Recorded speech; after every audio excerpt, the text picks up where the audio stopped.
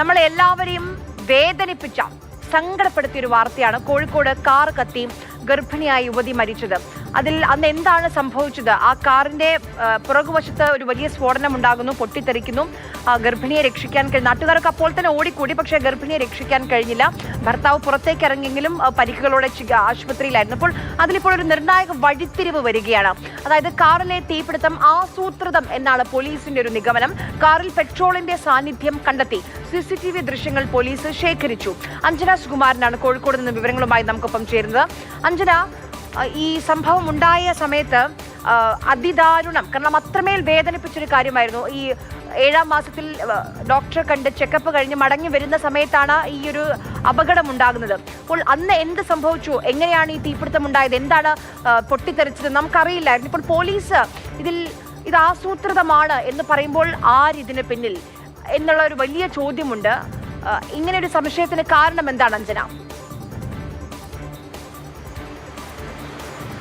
അതെ ആര്യ, ഈ വാർത്ത വന്നപ്പോൾ തന്നെ 6 മാസം ഗർഭിണിയായ ഒരു യുവതി അത് ആശുപത്രിയിൽ നിന്ന് ഡോക്ടറെ കണ്ട് തിരിച്ചു വരുന്നതിനിടയിൽ റോഡിൽ വെച്ച് കാറ് കത്തി അപകടമുണ്ടായി മരിക്കുന്നു. അതേറെ ഞെട്ടിച്ച ഒരു വാർത്തയായിരുന്നു. ഇക്കഴിഞ്ഞ വെള്ളിയാഴ്ചയാണ് ചെറുവണ്ണൂർ കക്രമുക്ക് റോഡിൽ രാത്രി 9:30 കാറിന് കത്തുപിടിക്കുന്നതും സ്ത്രീ മരിക്കുന്നതും. ഭർത്താവിന് ഏതാണ്ട് 65% പൊള്ളലേറ്റിപ്പോഴും കോഴിക്കോട് മെഡിക്കൽ കോളേജ് ആശുപത്രിയിൽ ചികിത്സയിൽ കഴിയുകയാണ്. ആദ്യം മുതൽക്ക് തന്നെ ഈ കാറിന് കത്തുപിടിച്ചതുമായി ബന്ധപ്പെട്ട പോലീസിന് ചില സംശയങ്ങളൊക്കെ തന്നെയും ഉണ്ടായിരുന്നു. കാരണം ഈ കത്തിയത് എങ്ങനെയാണ് എന്നതിൽ ആദ്യം വ്യക്തത ഉണ്ടായിരുന്നില്ല. കാരണം ഷോർട്ട് സർക്യൂട്ട് ഉണ്ടായിട്ടില്ല, എഞ്ചിന് തീ പിടിച്ചിട്ടില്ല, അതോടൊപ്പം തന്നെ ഈ ഇന്ധന ടാങ്കിനും തീ പടർന്നിട്ടില്ല. കാറ് കത്തിയിരിക്കുന്നത് അത്രയും അകത്തു നിന്നാണ്. അപ്പോൾ ഇത് ആസൂത്രിതമാണ് എന്നുള്ളൊരു തോന്നൽ ആദ്യം മുതൽക്കേ പോലീസിന് ഉണ്ടായിരുന്നു. ഇപ്പോൾ അതിൽ ചില സൂചനകൾ കൂടെ ലഭിച്ചിരിക്കുന്നു എന്നുള്ളതാണ്.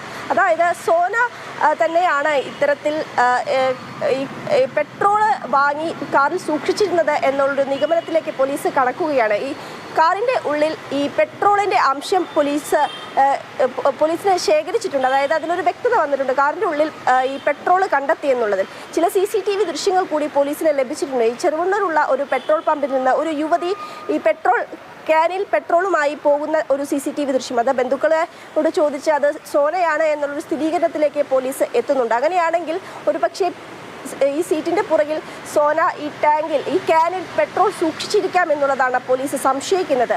കഴിഞ്ഞ ദിവസം പോലീസ് മെഡിക്കൽ കോളേജ് ആശുപത്രിയിലെത്തി റിജിൻലാലിന്റെ മൊഴി രേഖപ്പെടുത്തിയിരുന്നു. റിജിൻലാൽ പറയുന്നത് സോന പിൻസീറ്റിലായിരുന്നു ഇരുന്നിരുന്നത്. പെട്ടെന്ന് പെട്രോളിന്റെ മണം കാറിന്റെ ഉള്ളിൽ വന്നു. തങ്ങൾ പെട്രോൾ സൂക്ഷിച്ചിരുന്നില്ല, എങ്കിൽ പിന്നെ എവിടെ നിന്നാണ് പെട്രോൾ വന്നതെന്ന് സോനയോട് ചോദിക്കുന്നതിന് മുന്നേ കാറിനുള്ളിൽ തീ ആളിക്കത്തി എന്നുള്ളതാണ് രജിൻലാൽ പറയുന്നത്. ഏതായാലും 65% പൊള്ളലേറ്റ് കോഴിക്കോട് മെഡിക്കൽ കോളേജ് ആശുപത്രിയിൽ ചികിത്സയിലാണ് രജിൻലാൽ. ഏതായാലും സോനയിലേക്ക് കൂടി ഈ ഒരു അന്വേഷണം നീളുന്നു എന്നുള്ളതാണ് പറയുന്നത്.